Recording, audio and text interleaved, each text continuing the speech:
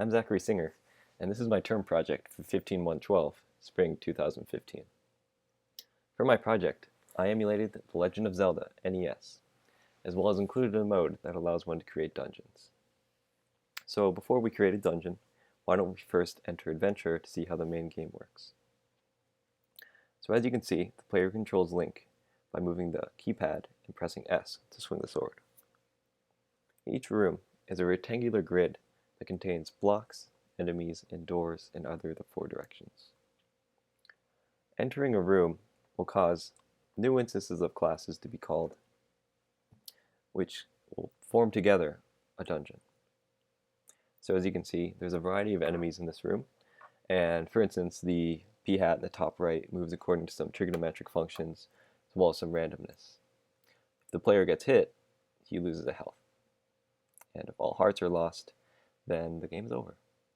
So as I mentioned before, entering a new room will load new instances, and these are all stored in a text file that are a long 2D list. So as you can see, getting hit, lose health.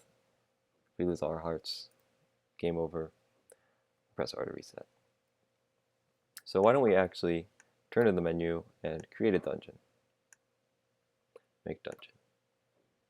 So here's the template for creating a dungeon. We've got all of our objects on the right, blocks, enemies, and doors. And we can click on one to create a room. And you can see that in the bottom right, we've got our selected block. So we can put a couple blocks around, just for fun. And we can include a couple enemies, some stall posts, maybe one here, one of these guys.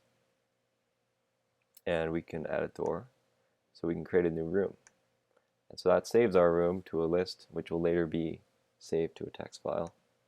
We can add a bottom door so we can connect it. And why don't we add a couple of these green blobs.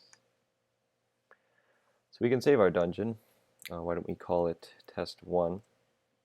And we can return to the menu. Before that, we can actually look at how this is being saved. You can see that you've got the instances saved in a list. You got blocks, doors, enemies. A new room is indicated by an indent, and this pound symbol indicates the end of the text file. And a function within my program will read this and add these to a sprite group. Right. So why don't we actually load our dungeon and go here, test 1.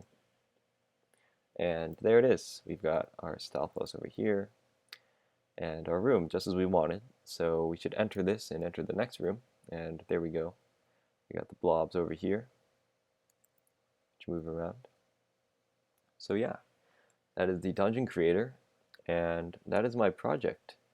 So I hope you enjoyed this video, and I thank you very much for watching it.